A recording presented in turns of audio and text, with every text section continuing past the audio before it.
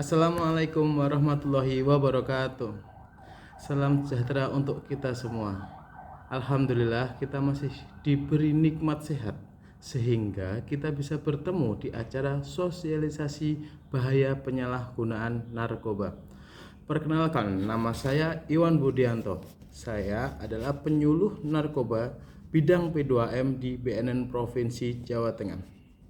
Bidang P2M adalah salah satu bidang di BNN Provinsi Jawa Tengah yang membidangi pencegahan dan pemberdayaan masyarakat. Baik teman-teman semuanya, pada kesempatan kali ini kita akan belajar bersama tentang bahaya dan jenis-jenis narkoba. Presiden Joko Widodo menyampaikan bahwasanya Indonesia berada dalam situasi darurat narkoba. Penyalahgunaan dan peredaran gelap narkoba merupakan kejahatan luar biasa atau extraordinary crime yang mengancam dunia dan dapat digunakan sebagai salah satu senjata dalam proxy war, yaitu untuk melumpuhkan kekuatan bangsa. Kenapa bisa dikatakan extraordinary crime?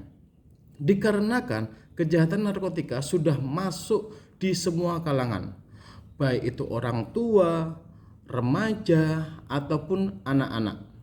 Dan narkoba bisa dijadikan sebagai mesin pembunuh massal atau silent killer yang merusak dunia, terutama fungsi kinerja otak, fisik, dan emosi. Apakah itu narkoba? Narkoba adalah narkotika, psikotropika, dan bahan adiktif lainnya. Baik, kita akan kupas satu persatu dari makna kata-kata tersebut. Narkotika adalah zat atau obat yang berasal dari tanaman atau bukan tanaman, baik sintetis maupun semi-sintetis, yang dapat menyebabkan penurunan atau perubahan kesadaran, hilangnya rasa nyeri, dan dapat menimbulkan ketergantungan. Narkotika berdasarkan Peraturan Menteri Kesehatan Nomor 9 Tahun 2022 dibagi menjadi 3 golongan. Golongan 1 hanya untuk digunakan untuk penelitian dan ilmu pengetahuan dan teknologi, tidak boleh digunakan untuk medis, dan memiliki resiko adiksi yang sangat tinggi. Terdapat 201 jenis. Contohnya ada ganja, sabu, heroin, dan lain-lain.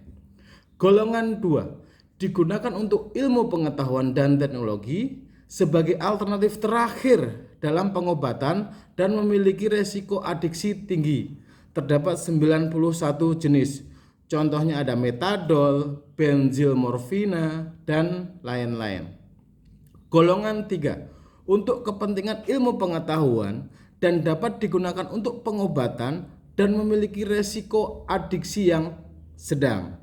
Terdapat 15 jenis. Contohnya ada kodein sebagai alternatif terakhir untuk obat batuk gitu. Nah, berdasarkan efek farmakologi atau dampak farmakologi, narkotika dibagi menjadi 3. Ada 3. Yang pertama itu halusinogen, dengan kata lain menyebabkan penyimpangan persepsi sebagai halusinasi atau berhalusinasi. Contohnya ada LSD, ada ganja, ekstasi, magic mushroom atau jamur kotoran sapi, kayak gitu. Yang kedua, depresan, yaitu membuat si pemakainya menjadi rileks, dia lebih tenang, atau dengan istilah medis itu obat penenang. Contohnya ada heroin, ada morfin, dan lain-lain. Dan yang ketiga itu stimulan, yaitu menyebabkan si pemakainya itu menjadi jauh lebih aktif dan tidak ada rasa capek. Akan tetapi setelah reaksi narkotika tersebut sudah habis, maka tubuh akan menjadi lemas. Contohnya ada amfetamin, metamfetamin, dan lain-lain. Yang kedua itu adalah psikotropika. Psikotropika adalah suatu zat atau obat baik alamiah maupun sintetis, bukan narkotika, yang berhasil psikoaktif melalui pengaruh selektif dalam susunan saraf pusat yang menyebabkan perubahan khas pada aktivitas mental dan perilaku. Contohnya ada diazepam, lexotan, pil koplo, obat tidur, dan lain-lain. Bahan adiktif atau bahan atau zat yang mempunyai sifat adiksi atau kecanduan bagi pemakainya. Nah, bahan adiktif ini banyak sekali ditemukan di sekitar kita. Contohnya ada obat batuk komik yang mengandung dextrometorphan yang apabila digunakan berlebihan itu akan menyebabkan kecanduan. Terus ada kopi, ada teh, terus kopi yang mengandung kafein dan masih banyak lagi. Terus fenomena yang sekarang itu ada namanya lem ibon yang digunakan anak-anak jalanan. Nah, kayak gitu itu merupakan salah satu bahan adiktif. Baik, di penghujung paparan ini kali ini kita bisa menarik kesimpulan bahwa narkotika itu sebenarnya dapat digunakan dalam kehidupan kita, akan tetapi masih banyak yang menyalahgunakan.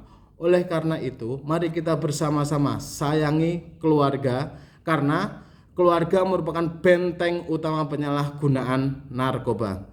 Sekian dari saya. Wassalamualaikum warahmatullahi wabarakatuh.